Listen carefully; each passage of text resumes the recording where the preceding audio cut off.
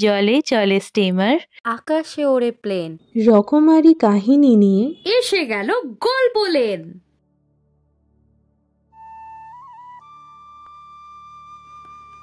গন্ধ শুধুমাত্র পঞ্চ ইন্দ্রিয়ের মধ্যে একটি অঙ্গ নয়, গন্ধ একটি অনুভূতি, ভেতরে জমা আবেগগুলিকে অনায়াসেই বের করে দেয়।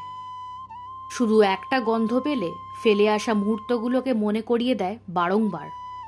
অনেক জটিল অসুস্থতাও সেরে যায় নিমেষের মধ্যেই শুধু একটা গন্ধ পেলে। আজকে আপনারা শুনবেন রঞ্জিনী ব্যানার্জির লেখা গল্প দাদুর গোপন বাক্স। সুন্দর জীবন চালনার ক্ষেত্রে গন্ধ যে কতটা গুরুত্বপূর্ণ তা আপনারা জানতে পারবেন আজকের এই পর্বে।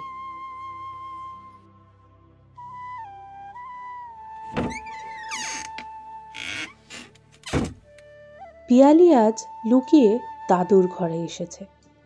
দাদুর কাঠের বাক্সটার প্রতি ওর খুব কৌতূহল। ও লুকিয়ে দেখেছে দাদুর শরীর খারাপ হলেই বাক্সটা খুলে কী সব করে। আজও দেখবেই কি আছে ওই বাক্সে।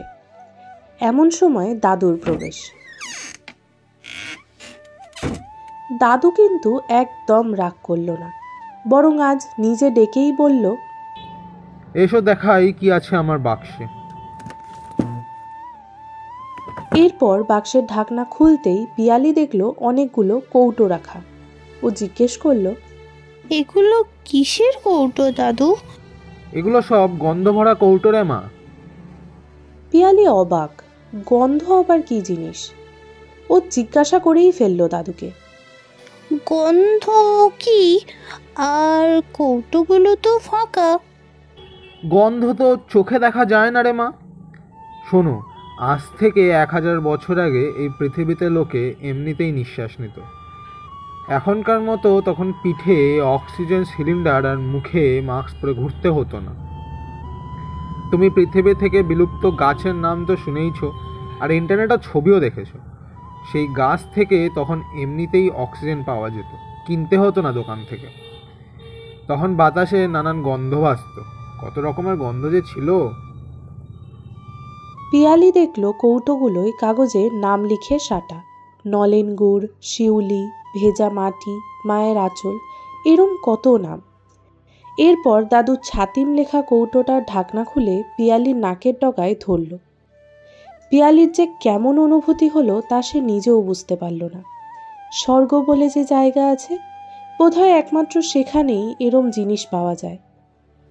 ঘোর কাটতে সে দেখল দাদু ততক্ষণে বাক্স বন্ধ করে দিয়েছে। পিয়ালি ঠিক করেছে সপ্তাহে একটা একটা করে গন্ধ পরীক্ষা করবে।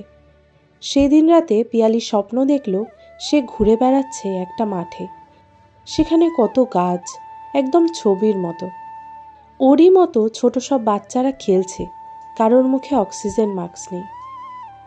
সবাই হাসছে, আর সেখানে ভরে আছে সেই স্বর্গীয় গন্ধ, যেই গন্ধের নাম ছাতিম।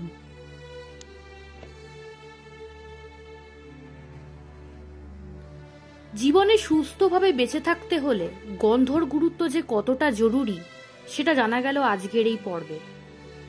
আমরা যতই আধুনিকতার যুগে ইন্টারনেটের বেড়াজালে আবদ্ধ হয়ে যাচ্ছি, ততই দিনে দিনে প্রাকৃতিক সৌন্দর্য, অনুভূতি ও গন্ধের গুরুত্ব ভুলে যেতে চলেছি। এই পর্বে ভেজা মাটি, মায়ের আঁচলের মতোই আরও অনেক গন্ধের গুরুত্বকে সুন্দরভাবে ফুটিয়ে তুলেছে। আজকের গল্প পাঠে ছিলেন তিন্নি ঘোষ, দাদুর চরিত্রে ছিলেন সৌরভ বিশ্বাস, পিয়ালির চরিত্রে ছিলেন মৌবি মুখার্জি, আর এই পর্বের কথক আমি সৌমিনী ব্যানার্জি।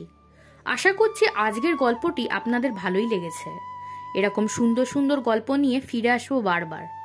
নতুন নতুন গল্প শোনার জন্য আমাদের চ্যানেলটিকে সাবস্ক্রাইব করে বেল আইকনে ক্লিক করে দিন, এবং আজকের গল্পটি আপনাদের কেমন লেগেছে সেটা অবশ্যই জানান আমাদের কমেন্ট বক্সে। আপনারা যদি আপনাদের লেখা কোনো গল্প শেয়ার করতে চান, তবে আমাদের মেল আইডিতে আপনারা গল্প পাঠাতে পারেন। আমরা অবশ্যই সেটা পড়ে শোনাবো। শীঘ্রই ফিরে আসবো আবার নতুন গল্প নিয়ে।